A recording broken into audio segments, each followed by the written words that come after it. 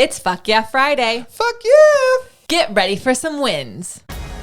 Welcome to the Be It Till You See It podcast, where we talk about taking messy action, knowing that perfect is boring.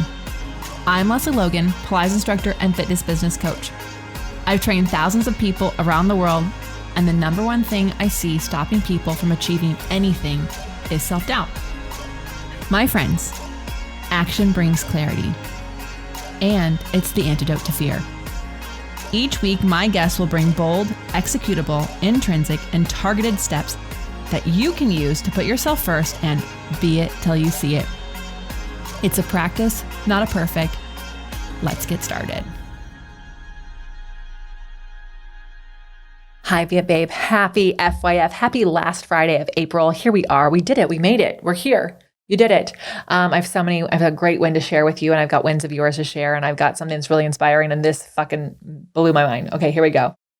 Last year, this is from Hear Her Stories on Instagram. Last year, Victoria made history by appointing Australia's first parliamentary secretary for men's behavior change, addressing toxic masculinity and its role in rising domestic violence rates. Tim Richardson's role focuses on reshaping boys' and men's attitudes towards women and tackling the harmful influence of social media. Should other countries adopt similar roles to combat gender violence and promote equality? Let us know your thoughts. Yes. Yes. I'm so obsessed with this.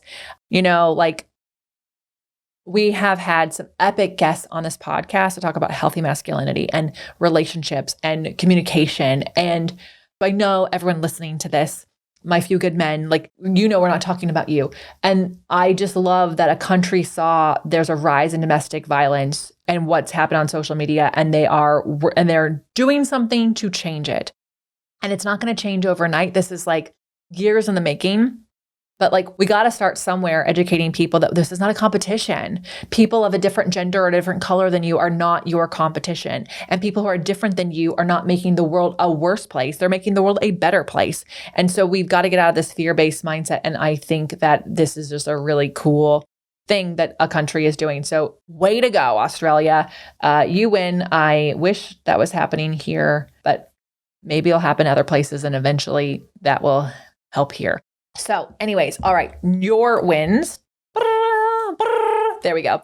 All right. Ainsley Walker, we have a couple wins from her, and I can hear her accent when I read them, so I'm going to read them to you. This will be our wins for the last Friday in April. So I've been moving through the Elevate replays the last few days, Reformer and Matt. I took a few days off, enjoyed a family holiday, and I fully took a break.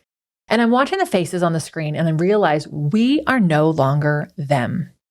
I see you all move now, and you are not those people. We have grown so much in a year in so many ways, and it makes us so happy, full of gratitude, and proud of us. The work we put in last year, the time we invested and continue to, I looked at me on the screen and literally wanted to hug me, tell me it's going to be okay, better than I could imagine. I'm so excited to work my way through these and keep growing. Thank you all, and Lesley.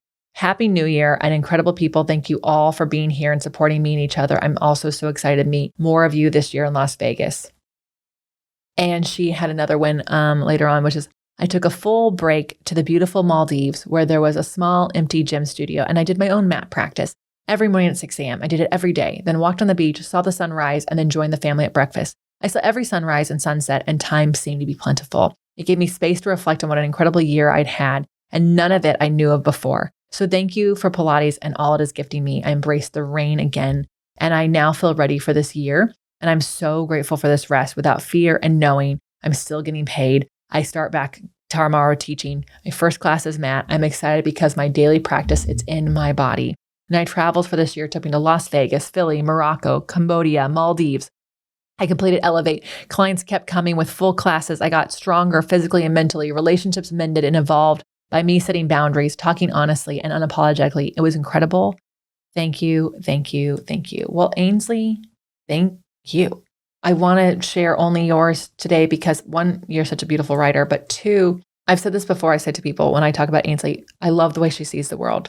And I want her wins to be something that helps you see that you can see the world this way too. Now, of course, obviously you see things that are differently and you can reflect differently when you're on vacation versus when you're not. But where in your day are you taking time to reflect? When are you actually thinking about who you were a year ago? I love that she went through the replays and was able to go, wow, look how far we've come. Like, when are you doing that in your life or in your business or in a relationship? When are you actually acknowledging like just how freaking far you've come? You're different, right? I look at pictures of myself when I thought I was like younger and hotter, and I actually can see like actually today, 10 years later, I am much hotter and more confident. Even when I'm scared, I'm more confident. And so I think it's so important that we all like literally just go into your phone and write in the date in your photos from 10 years from now and just see, where were you? How far have you come? What an epic win. So thank you, Ainsley, for inspiring us all. My win. Okay. So this Sunday, we are kicking off spring training.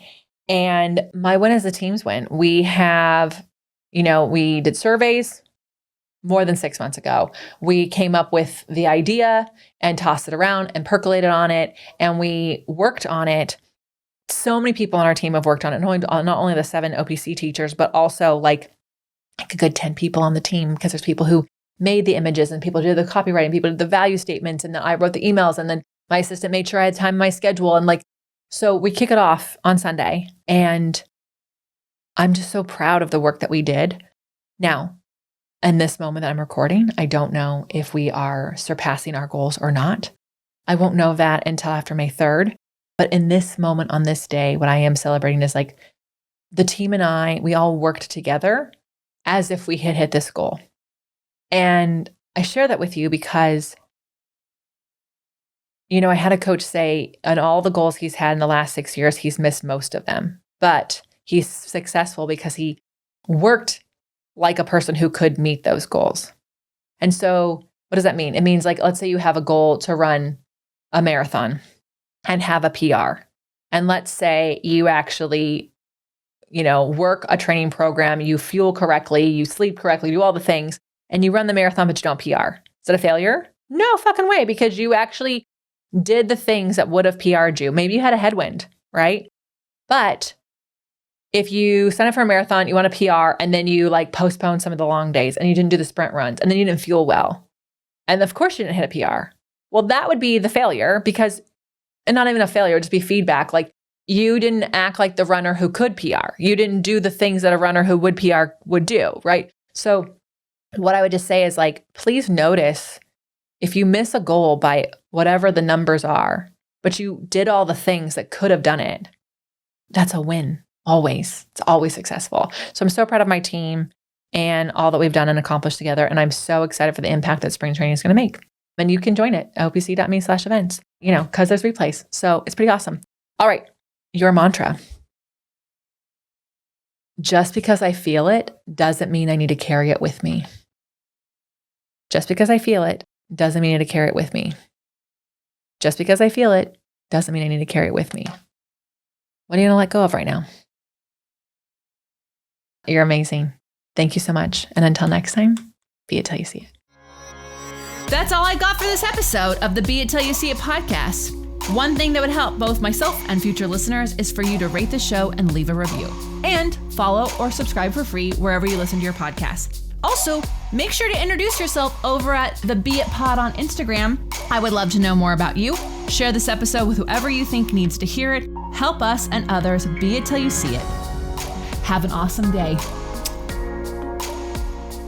Be It Till You See It is a production of the Bloom Podcast Network. If you want to leave us a message or a question that we might read on another episode, you can text us at +1 310 905 5534 or send a DM on Instagram at BeItPod. It's written, filmed, and recorded by your host, Lesley Logan, and me, Brad Crowell. It is transcribed, produced, and edited by the epic team at Diseño.co. Our theme music is by Ali at Apex Production Music, and our branding by designer and artist Gianfranco Cioffi. Special thanks to Melissa Solomon for creating our visuals. Also to Angelina Herrico for adding all of our content to our website. And finally, to Meredith Root for keeping us all on point and on time.